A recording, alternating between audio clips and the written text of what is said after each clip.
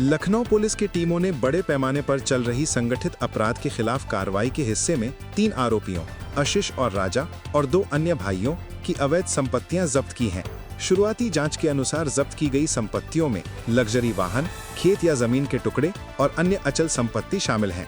Police ने बताया है कि ये लोग 2018 से लेकर हाल के मामलों में विभिन्न अपराधों से जुड़े रहे हैं, जिनमें फ्रॉड, जालसाजी, धमकी व वसूली के मामले दर्ज हैं। जब्ती की गई संपत्ति की अनुमानित कीमत 1.10 करोड़ रुपए के आसपास बताई जा रही है और इस कार्रवाई को उत्तर प्रदेश गैंगस्टर व असामाजिक गतिविधि निवारण अधिनियम की धारा के तहत अंजाम दिया गया है। अधिकारियों का कहना है कि अभी और संपत्तियों की तफ्तीश जारी है और आगे की कानूनी प्रक्रिया चल रही है। साथ ही मामले में जुड़े अन्य आरोपियों तक पहुंचने के लिए और पूछताछ की जाएगी। स्थानीय लोगों ने कहा कि इससे अपराधी तत्वों पर संदेश गया है कि संपत्ति पर भी कार्रवाई हो सकती है, न सिर्फ गिरफ्तारी।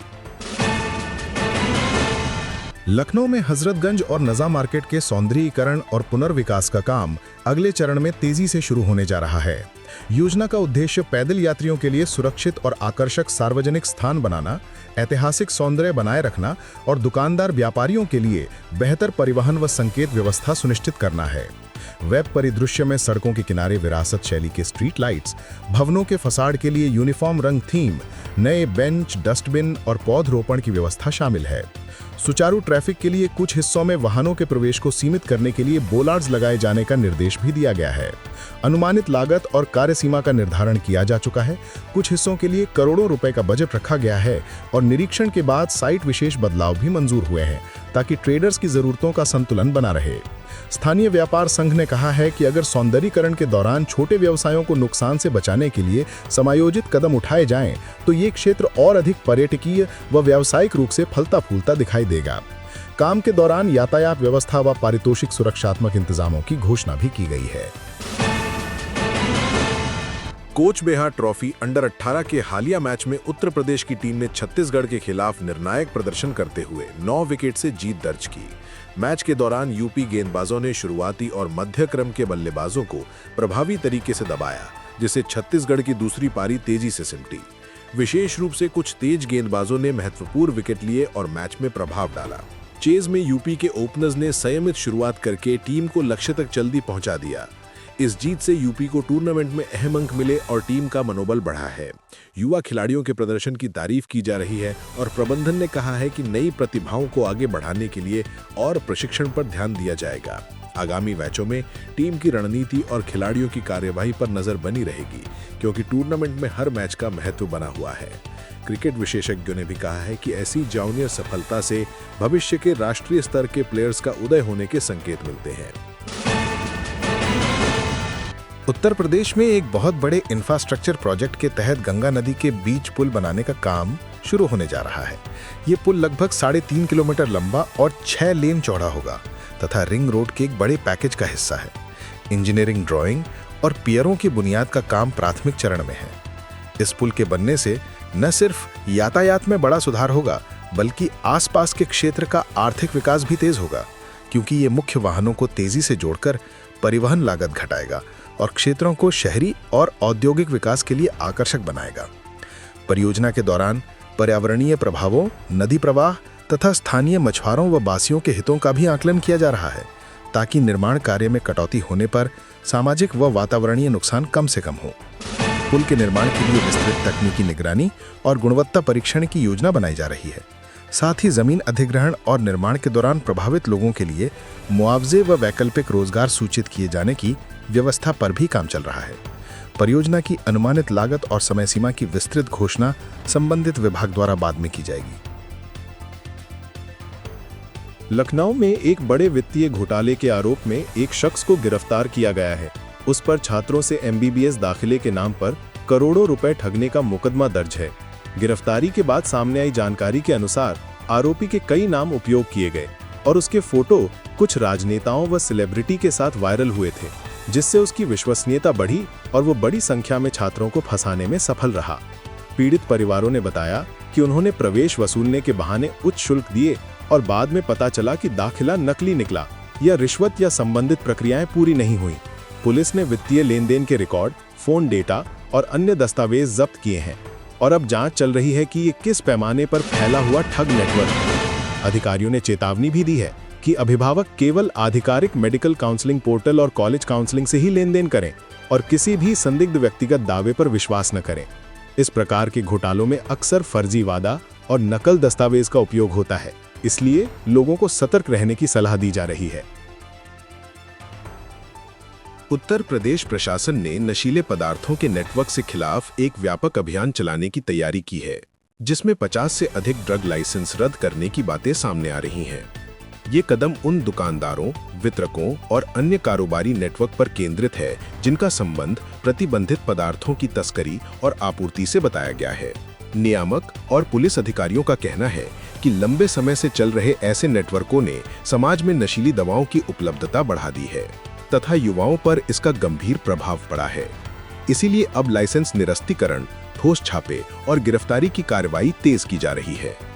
प्रशासन ने यह भी कहा कि जिन कंपनियों या दुकानों के लाइसेंस रद्द होंगे, उनसे जुड़े रिकॉर्ड और पिछला लेन देन भी जांच के दायरे में लाया जाएगा। साथ ही नशा मुक्ति कार्यक्रमों और जागरूकता अभियानों को भी तेज करने की योजना है, ताकि प्रभावित इलाकों में पुनर्वास की सुविधा और शिक्षा प्रचार से समस्या को जड़ से कम किया जा सके। इस नीति कदम का उद्देश्य सार्वजनिक स्वास्थ्य और सुरक्षा सुनिश्चित करना बताया जा रहा है। उत्तर प्रदेश के मुख्यमंत्री आदित्यनाथ का 1 दिवसीय दौरा गाजियाबाद और गौतम बुद्ध नगर जिलों में निर्धारित किया गया है। दौरे के दौरान शहरी विकास, इंफ्रास्ट्रक्चर और सुरक्षा संबंधी परियोजनाओं की समीक्षा के साथ साथ नए विकास परियोजनाओं का उद्घाटन निरीक्षण करने की संभावना है। जिला प्रशासन ने दौरे की तैयारियां तेज कर दी हैं। सुरक्षा व्यवस्थाएं, यातायात प्रबंधन और कार्यक्रम तालिका का समन्वय किया जा रहा है। ऐसे दौरों में स्थानीय अफसरों द्वारा प्रमुख परियोजनाओं की समीक्षा की जाती है और जनता से संबंध बनाए रखने के उद्देश्य से कुछ सार्वजनिक कार्यक्रम भी रखे जा सकते हैं। प्रशासन ने नागरिकों से निवेदन किया है कि यात्रा के समय होने वाले यातायात व निर्बाध संचालन के कारण सूचनाओं का पालन करें।